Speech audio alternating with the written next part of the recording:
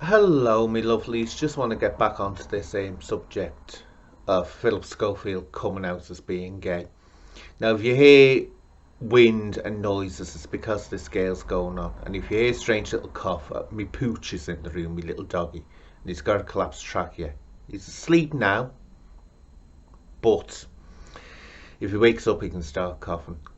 Now, I want to get back onto this Philip Schofield situation because people who've seen my first video, I'm not one bit impressed by the way this morning handled it. It handled this coming out, if you want to call it that, as if it was a great dark secret, a shame and embarrassment. I'm sorry, in 2020 that's totally unnecessary and it is totally offensive, very offensive. And to address a few issues that I'm getting on my comments, right, let me point out people going on, just because I came out. I didn't come out, dears. I'm not gay. I'm intersex. I'm not gay. Intersex people don't come out, right? And if you don't know what intersex is, go and Google it or watch some of my videos. I explain what actually intersex is because people get confused. They start thinking that intersex people are transgender people. We're not. We're not transgender. Anyway, quickly get back onto this Phil Schofield situation. I was watching Carl Benjamin.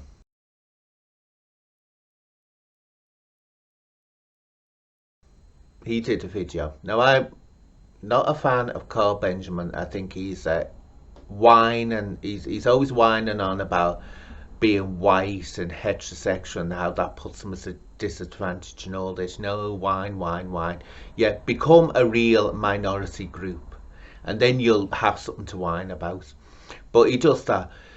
But he came out with a video about Philip Schofield, and in my mind he hit the nail right on the head. Who gives a shit? Really, in 2020, who gives a shit? Do you need to have a big performance like was on this morning? No, you don't.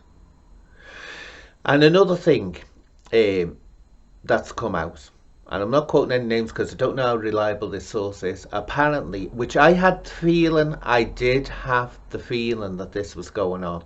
It wasn't that Philip Schofield was coming out because he wanted to come out and liberate himself. It's because someone behind the scenes was getting ready to push him out.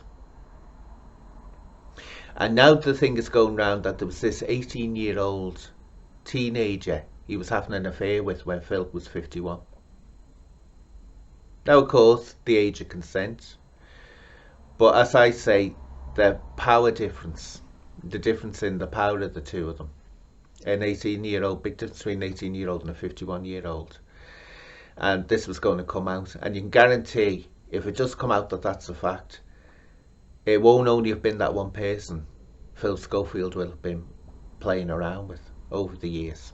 And that's why I say, please people, don't dismiss his wife. Oh, it was hard for him, coming out after he kept a secret, from his wife and his kids. Look, right, put your sympathy where it should be with his wife.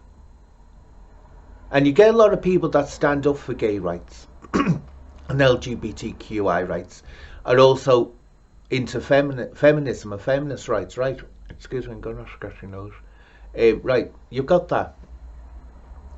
Are you seriously telling me that it's acceptable in this day and age when there really is no, especially for someone like Philip Schofield, who's surrounded by support, who's surrounded by gay men in the industry, and you're telling me that it's acceptable to actually go out and purchase yourself a woman, purchase that woman's life,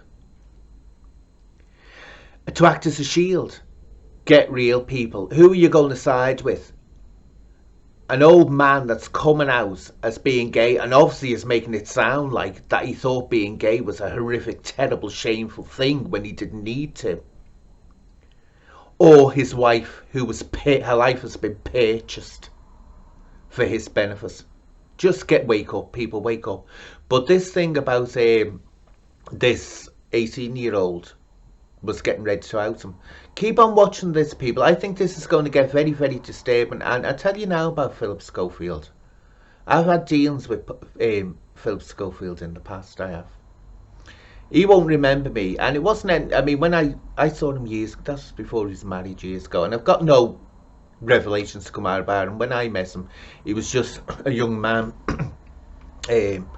who, you know, I didn't see anything. It was just at a place I was at. But many years later, he did an interview with Esther Rantzen, and it was on This Morning. And I had to bite me lip, I did. And if you remember, Esther Rantzen was being accused of yet again ignoring information on Jimmy Savile being a paedophile. And Phillip Schofield was working as hard as he could to let Esther Rantzen on the show say how she didn't know, she wasn't told all this, she didn't know, he was really working hard for it.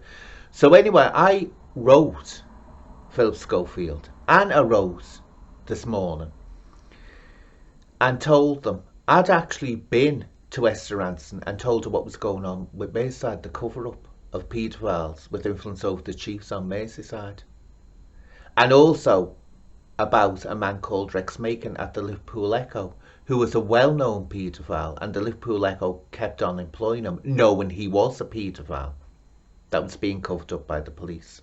And Esther Rantzen had also worked for the Echo. She'd done columns for them, or whatever you call them for them. Anyway, and the NSPCC also don't find it difficult taking money off the Liverpool Echo. Even they know as well that they were knowingly employing a paedophile. And just let you know what this paedophile looked like, here he is, Rex Macon.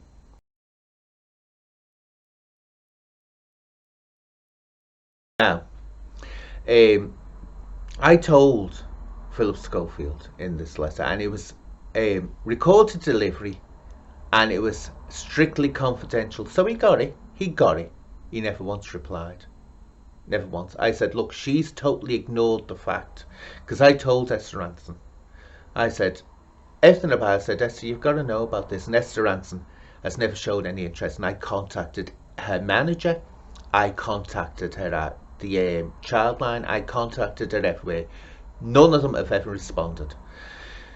And Phillip Schofield never responded.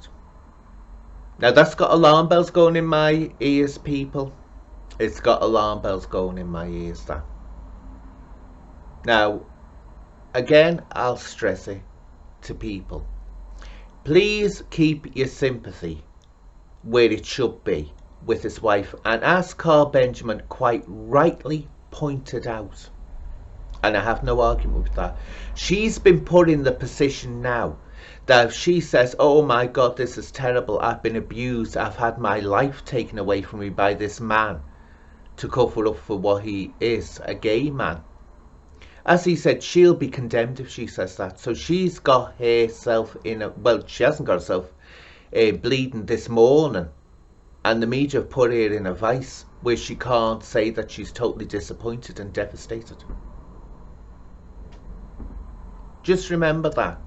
Put your sympathy where it is. And as for This Morning, right, please, if you've got anyone else that's wanting to come out, don't do it as a big dramatic situation, you know, with billowing cloaks and dramatic music. Just, right, it's no big deal. It's no big deal, he's gay.